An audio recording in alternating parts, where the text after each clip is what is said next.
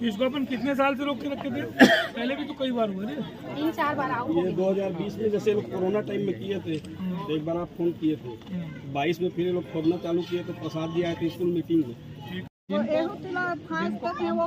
Phone कर देते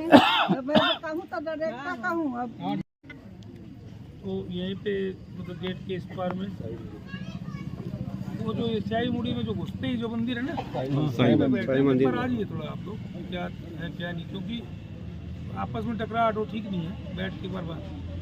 हाँ, गेस्ट हाउस में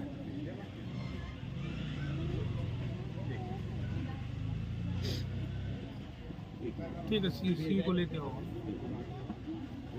ठीक है, इलेक्ट्रिक ठीक है, बुलाइए उसको बंद कर दो बोले। हाँ, तो मेरे लिए ही हावी हो गए ये दुकान वाले जो है ना, मेरे लिए ही हावी हो गए। उस दिन तो पथराव कर रहे थे तो उनको भी मैं मना की कि आप पथराव मत करो, ये सब चीज गलत है, माहौल बिगड़ेगा इस सब चीज के लिए कहते।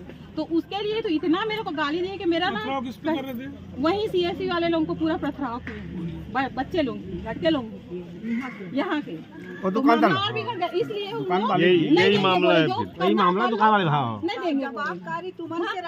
रामनगर मैं लड़ रहा था वहाँ पर के लिए, लड़ रहे के लिए मैं अकेला लड़ रहा हूँ, मेरा अकेला मैं खड़ा था वहाँ ये घेराव के लिए। इसका बेटा जो कर रहे हैं, दुकान हटवा बोल रहे हैं, ठीक है मानता हूँ मैं दुकान हटवाए, इसका बेटा दुकान में क्यों जाता है? इसका मना करो, इसके बेटा को मत बताओ सब लोग।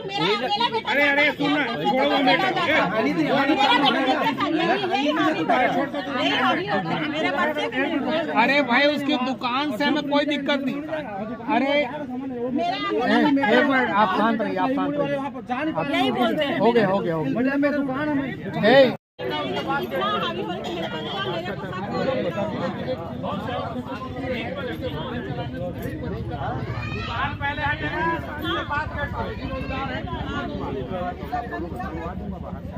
खाली ठेला बस रखे ना भाई, जमाना करके मत रखे, ठेला बस रखना चाहिए बस।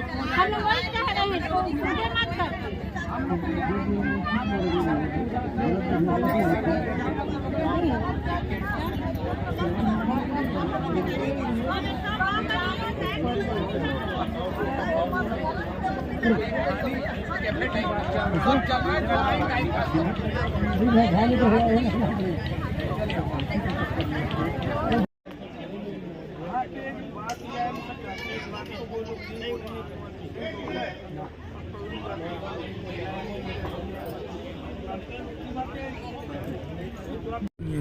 कि जनता जब कहीं भी जाती है और जब उसको न्याय नहीं मिलता या मदद नहीं मिलती तो वो अपना कोई इनको रास्ता अपनाती है।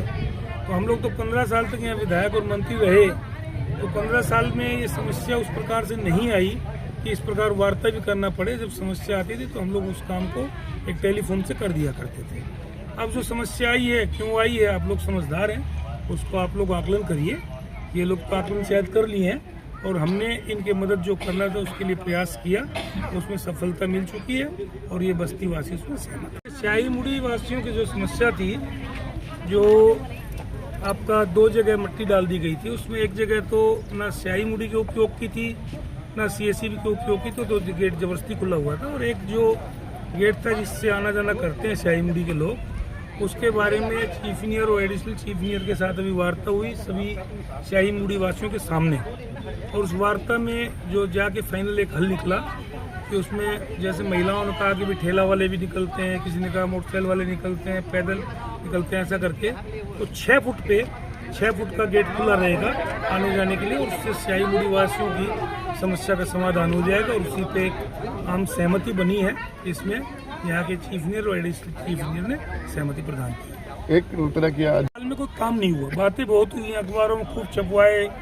मंत्री जी बोलते 800 करोड़ बजट ले आया, वो बजट कहाँ है मैं नहीं जानता। वो उसका हिसाब किताब या तो उनके पास होगा या महापौर के पास होगा, क्योंकि नगर निगम क्षेत्र है तो पूरा।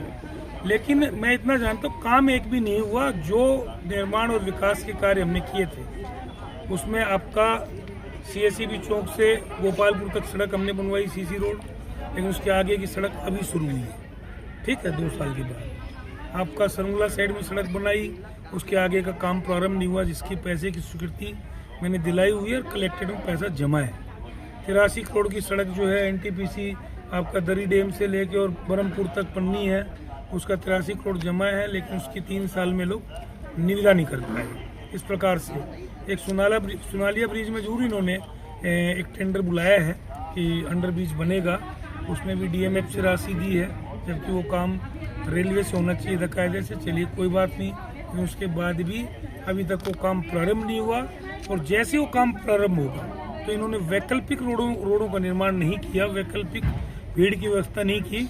जैसे सुनालिया की फाटक बंद होगी, आपका वो अंडरब्रिज के लिए काटेंगे, उसी दिन से आपका जो मेन जो ओवर ब्रिज है वो जाम हो जाएगा, जाम होना शुरू हो जाएगा। क्योंकि सुनालिया के पास मेन रोड पे तो अभी जाम हो ही रहा है, और उस रोड पे आपका बालको में जाम हो रहा है, कुसमुंडा में जाम हो रहा है, आपका और भी जभी से जाम हो रहा है बार बार। इस प्रकार से जगह ट्रांसपोर्ट नगर में जाम हो रहा है और अमरिया में जाम हो रहा है। इस प्रकार से कई जगह 5-7 जगह ऐसे हैं जो जाम अभी हो रहे हैं। पहले हमारी सरकार थी, हम लोगों ने उस टाइम प्रयास शुरू किए, रोडों का पैसा भी सैंक्शन कराया, कुछ निर्माण कराया भी, लेकिन वो जाम की समस्या अभी भी दूर नहीं हुई है।